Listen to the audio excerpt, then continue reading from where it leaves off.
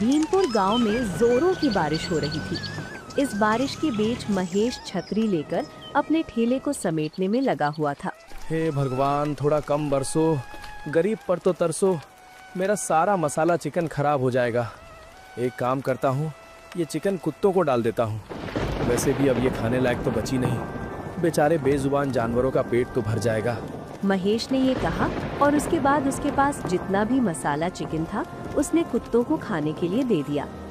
महेश उसके बाद ठेला लेकर अपने घर की तरफ निकल गया।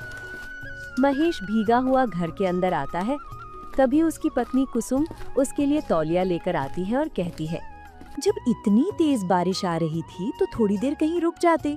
इतनी बारिश में भीगते हुए आने की क्या जरूरत पड़ गई थी आपको? कैसी बात करती हो तुम? बारिश में सामान खराब होता है, इंसान नहीं। चलो अब जल्दी से कुछ अच्छा सा खाने के लिए लगा दो, बहुत तेज भूख लगी है। कैसी बात कर रहे हैं आप? रोज रात को तो हम आपका बचा हुआ मसाला चिकन खाते हैं ना। अब क्या बताऊं कुसुम, बारिश की वजह से मसाला चिकन में पानी पड़ गया था, तो मैंने वो कुत्तों को डाल दिया। तुम जल्दी से कुछ और बना दो, मैं कपड़े बदल कर आता हूँ। महेश कपड़े बदल कर आ गया और कुसुम और महेश ने साथ में बैठकर खाना खाया। अगले दिन वो ठेला लेकर फिर से अपना मसाला चिकन बेचने के लिए निकल जाता है। काले बादल आज भी जोरों से गरज रहे थे। तभी एक औरत महेश के ठेले पर आती है और कहती है, अरे भैया, आपके मसाला चिकन की खुशबू तो बारिश में भी हमें आपके पास खींच कर ले आती है। कितनी बढ़िया खुशबू आ रही है आपके मसाला चिकन में से। वो तो आएगी ही ना, मैं अपनी दादी का स्पेशल मसाला जो डालता हूँ इसमें। महेश ने ये बोलकर एक डब्बा दिखाया जिसके अंदर कुछ मसाला रखा हुआ था। औरत ने वो देखा और कहा, भैया जरा मुझे भी बता दो, इस मसाले में क्या क्या डाला हुआ है आपने? मैं भी यही सब डालकर घर पर खाना बनाया करूंगी, क्योंकि मेरे पति को तो मेरे हाथों का खाना जैसे जेल का खाना लगता है। बहन जी, ये मेरी दादी की सीक्रेट रेसिपी है। अगर मैं आपको बता दूंगा कि ये कैसा बनता है, तो क्या आप बारिश में भी मेरे हाथ का बना मसाला चिकन खाने के लिए आएंगी? माफ करना बहन जी, लेकिन ये मेरे खानदान का राज है, मैं आपको नहीं बता सकता। महेश ने ये बोला और उस औरत ने भी हंसकर बात को टाल दिया। थोड़ी ही दूरी पर किशन नाम का आदमी भी मसाला चिकन का ठेला लगाया करता था। उसका मसाला चिकन बहुत कम बिका करता था, जिसके कारण वो महेश के ठेले पर भीड़ लगी देखकर उससे जला करता था। अच्छा, तो इस महेश का मसाला चिकन बारिश में भी इतना अच्छा इसलिए बिक रहा है क्योंकि ये अपनी दादी का रहस्यमयी मसाला डालता है। कोई बात नहीं, अगर मैं ये मसाला ही गायब कर दूंगा तब इस गरीब का मसाला चिकन कैसे बनेगा, और अगर बनेगा नहीं तो बिकेगा कैसे? किशन के सर पर जैसे महेश का खानदानी मसाला चुराने का भूत सवार था। वो महेश के पास गया और कहने लगा, अरे भाई, बारिश की वजह से काम तो बिल्कुल धीमा हो गया है, कोई मसाला चिकन खाने के लिए आ ही नहीं रहा। लेकिन तेरे ठेले पर देख कितनी भीड़ लगी हुई है। तेरी दादी मेरी दादी भी तो हुई ना, मुझे भी उस मसाले के बारे में बता दे। सच बताऊं तो ऐसा कोई मसाला नहीं है। मैंने तो बस झूठ बोल रखा है सबसे कि मेरी दादी का सीक्रेट मसाला है मेरे पास, ताकि ग्राहक मेरी तरफ आकर्षित हो जाए। सब समझता हूँ मैं, तू मुझे बताना नहीं चाहता ना कि कौन सा सीक्रेट मसाला है तेरी दादी का। कोई बात नहीं, जब मसाला ही चोरी हो जाएगा तब तो उसे बनाने के लिए तुझे मेहनत करनी पड़ेगी ना, और फिर मैं भी देख लूंगा कि वो मसाला कैसे बनता है।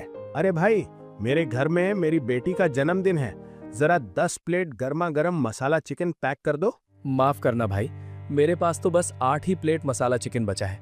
अगर आप बोलें तो मैं 2 प्लेट मसाला चिकन किशन के ठेले से पैक करवा दूं। अरे नहीं, बिल्कुल भी नहीं। उस किशन के ठेले के मसाला चिकन में से तो बास आती है, कोई भी नहीं खाता है उसके ठेले का चिकन। तुम्हारे पास 8 प्लेट है तो वही पैक कर दो, बाकी हम एडजस्ट कर लेंगे। ठीक है भाई, अभी पैक कर देता हूँ। किशन के कानों में भी ये बात चली जाती है और उसका मुंह बन जाता है। जिसके बाद जैसे ही महेश का ध्यान अपने ठेले से हटता है तो किशन उसके ठेले से वो मसाला चुरा लेता है और अपने ठेले पर आकर खुद से कहता है, अब आएगा ना मजा, अब मेरा मसाला चिकन भी बहुत अच्छा बिकेगा। आज रहने देता हूँ, कल जब मैं मसाला चिकन बनाऊंगा तब इस मसाले को उसमें डाल दूंगा, फिर सारे ग्राहक मेरे पास चले आएंगे। उस दिन तो किशन घर चला गया, लेकिन अगले दिन जब उसने मसाला चिकन बनाया तो उसमें वो मसाला डाल दिया। किशन ने इस बार मसाला चिकन बहुत प्यार से बनाया था।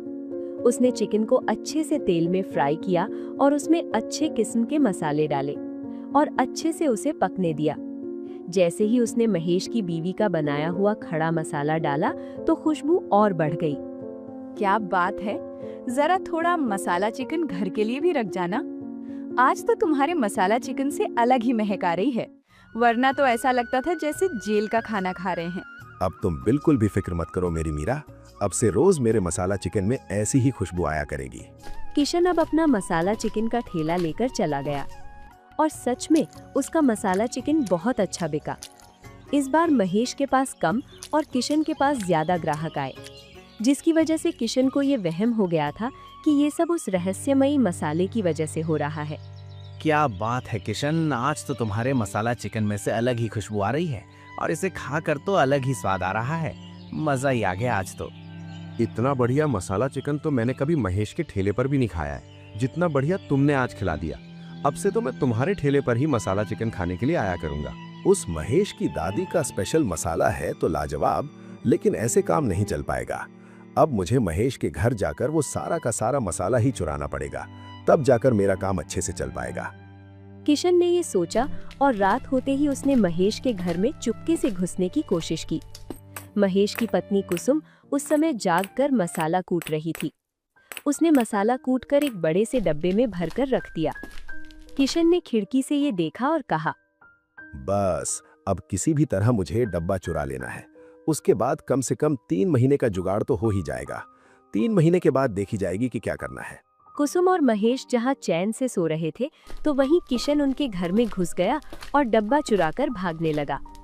तभी हल्की बरसात हो रही थी और महेश के घर की छत टपक रही थी और तभी फर्श पर फैले पानी पर किशन का पैर पड़ गया और उसका पैर लड़खड़ाया और वो जमीन पर गिर पड़ा।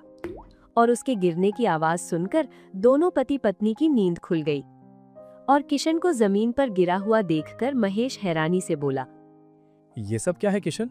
आधी रात को तुम मेरे घर में चोरी करने आए हो और चुराया भी तो क्या ये मसाले का डब्बा? तुम्हारा दिमाग तो ठीक है ना? ये कोई मामूली मसाले का डब्बा नहीं है, ये तुम्हारी दादी के सीक्रेट रेसिपी वाले मसाले का डब्बा है। इसकी वजह से ही तुम्हारा मसाला चिकन इतना अच्छा दिखता और इतना अच्छा बिकता है। बारिश में भी हर कोई केवल तुमसे ही मसाला चिकन खाने के लिए आता है। कैसी बात कर रहे हैं आप भाई साहब, इसमें कोई दादी के सीक्रेट रेसिपी वाला मसाला नहीं है। इसमें तो सिर्फ लौंग, काली मिर्च और कुछ खड़े मसाले हैं जो कि ये मुझसे पिसवाते हैं। हाँ किशन, अगर तुम प्यार से कोई भी चीज बनाओगे तो वो खुद ब खुद अच्छी बनेगी। और मैं पहले समझ गया था, जब पिछली बार मेरे ठेले से वो मसाले का डब्बा गायब हुआ था वो तुमने चुराया है, लेकिन मैंने तुम्हें कुछ नहीं कहा। और उसके अगले दिन जब तुम्हारे ठेले पर ग्राहक आए तो वो मसाले की वजह से नहीं आए थे, क्योंकि यही मसाला तुम्हारी पत्नी भी इस्तेमाल करती है, क्योंकि कुसुम ने पहले ही मीरा को इस मसाले की रेसिपी बता दी थी। लेकिन जब तुमने मसाला चुराने के बाद मसाला चिकन बनाया तो तुमने उसे इतने प्यार से बनाया कि वो अच्छी बन गई थी। इसका मतलब बारिश में तुम्हारा मसाला चिकन इस वजह से ज्यादा बिकता है क्योंकि तुम उसे दिल से और सच्चाई से बनाते हो। और मुझे ऐसा लगा कि सच में दादी का कोई मसाला है जिसकी वजह से तुम्हारे ठेले पर हर समय इतनी भीड़ लगी रहती है। मैंने तुमसे उस दिन भी सच ही बोला था कि ऐसा कोई मसाला नहीं है। हम लोगों को खाना खिलाकर उनका पेट भरते हैं। अगर हम वो खाना प्यार और दिल से बनाएंगे तो वो खुद ब खुद अच्छा बनेगा। बस इतनी सी बात को समझने की देरी है।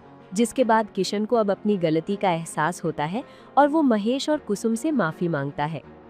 अगले दिन से वो भी दिल से मसाला चिकन बनाया करता। अब बारिश का मौसम तो चला गया था, लेकिन महेश और किशन दोनों का मसाला चिकन बहुत अच्छा बिकने लगा।